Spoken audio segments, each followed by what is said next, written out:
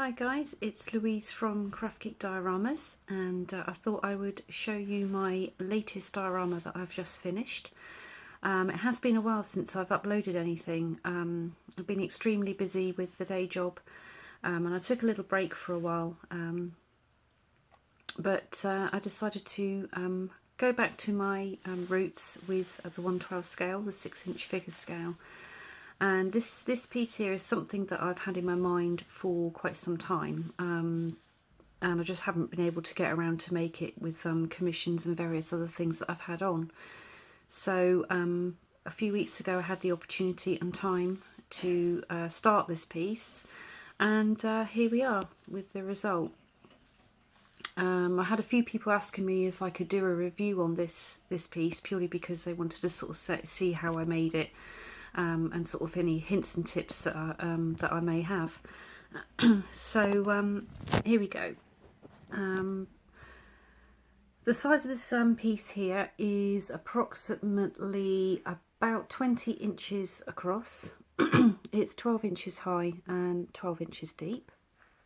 I used the 30mm blue styrofoam on the base, and on all three walls I used the 10mm blue styrofoam. It started off that I wanted to do like an apartment scene, and it kind of, as I went along with the piece, it kind of ended up turning into sort of more of a derelict house scene. I wanted it to be run down, regardless of what it was, an apartment or a house, but I wanted the look to be run down, and I think I kind of I got that in the end. I wanted a fireplace to be in it. Purely because I just did, and I wanted to have a go at one. And I did actually make the fireplace freestanding, but I'll go into that in just a moment.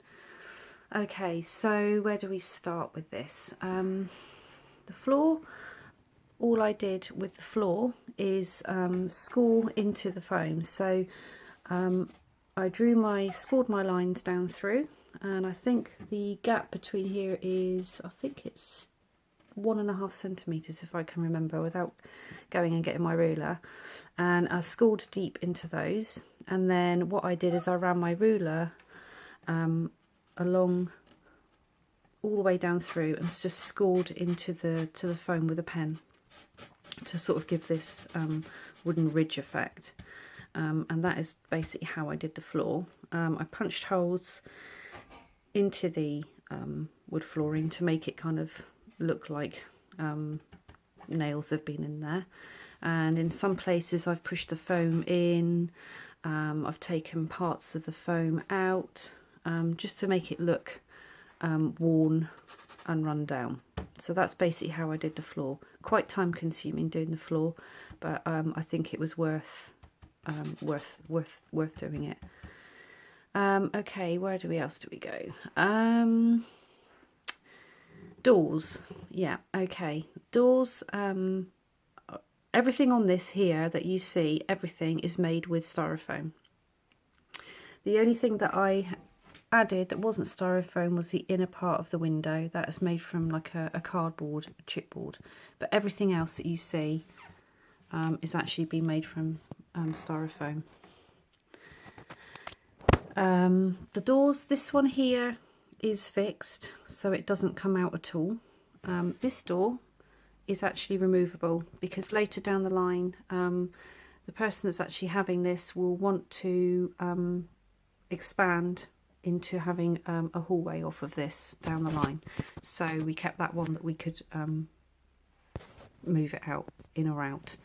The handles on the doors, somebody asked me about the handles. These were basically Doll's House handles, the 1/12 scale, and basically I think they were something like £2.49 for the pack of 2, and I just glued it to the door.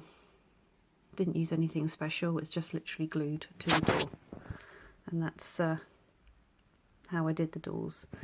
The outer part of the door is the cardboard. Well, I call it chipboard. It's like a grey board, they call it. It's like I think it's something like 2-3 millimeters thick. So the actual base of the door is styrofoam, and then I edged it with the chipboard, just to kind of give it that old door feeling. And the actual bit around the door is styrofoam, but these square bits here, they're chipboard, just to kind of give it that really oldie look. What else do we talk about? The window. Okay, I made these, the curtains from old net curtains that we had, that we didn't use anymore. So I cut them down and I glued them. The actual pole is just an old straw that I painted white, and then I've kind of weathered up to make it look old.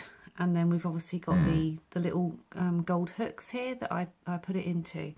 I don't really want to take it. Oh God, I don't really want to take it off because it's going to be a bit of a pain. Sorry, terrible camera work. I'm not feeling 100% today, so this is probably not going to be the best review on the planet. I do apologise, but I'll do the best I can. Yeah, so these are the net curtains. I'm just trying to do it without knocking it over. And I just made the window to look like it's a sliding window. It doesn't slide, it's fixed. And it's just all out of styrofoam. And the actual window is made from a A4 binder folder that was kind of like a frosted clear plastic. And I cut that down and I glued it to the inside of the window panes. So it kind of gives it that look.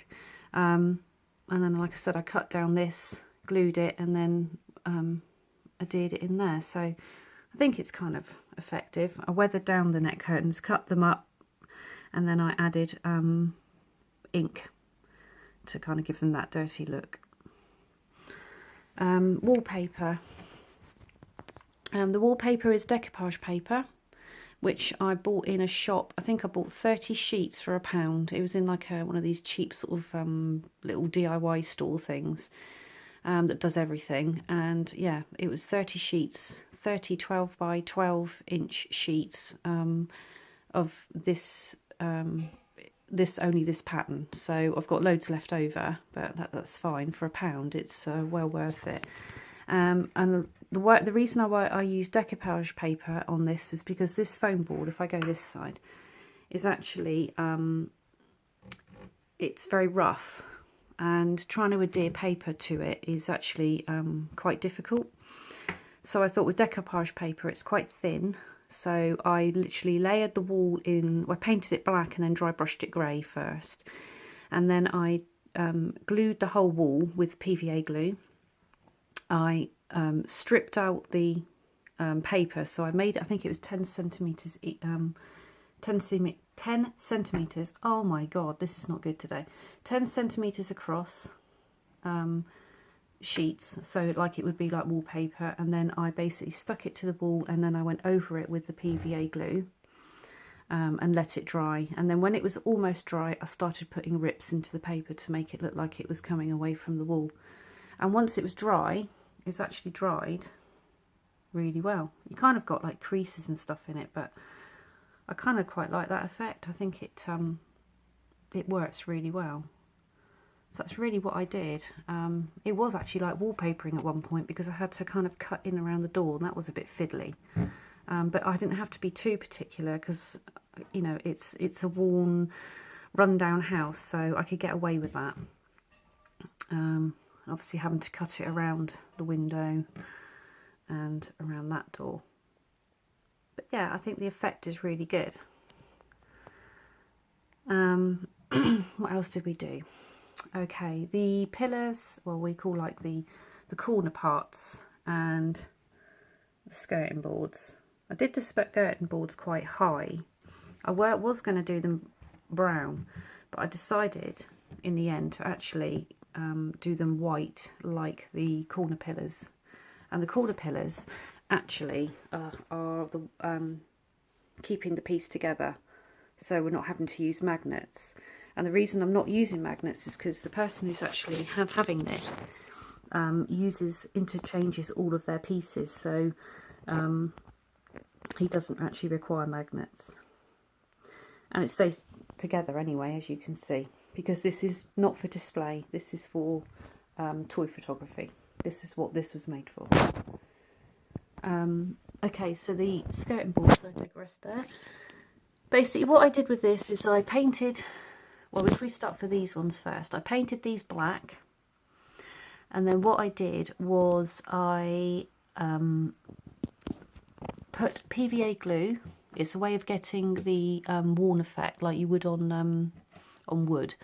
Basically painted them black, then I put a layer of PVA glue quite liberally, not lagging it on, but quite liberally, and you just let it get tacky, so leave it for like a minute or two, and then what I did then was I painted over it with white, and then I got my hairdryer and I took a very low heat setting and dried it. Then what happens is the paint starts to split, so it looks like wood, and that's basically how I did it. And I watched a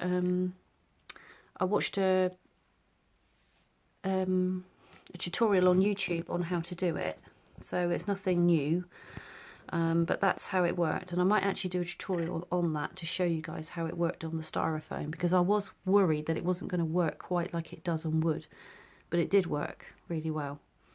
So that's basically what I did on these two, and you can see it does actually look like wood. And then on the skirting boards, I did it slightly differently in the fact that I painted them like an orangey brown colour first, let that dry, and then I put the PVA glue over the top of the orange, and then obviously left it for about a minute, and then I put on my white on top. And when you put the white on, you just put it on in strokes, you don't keep going over and over it.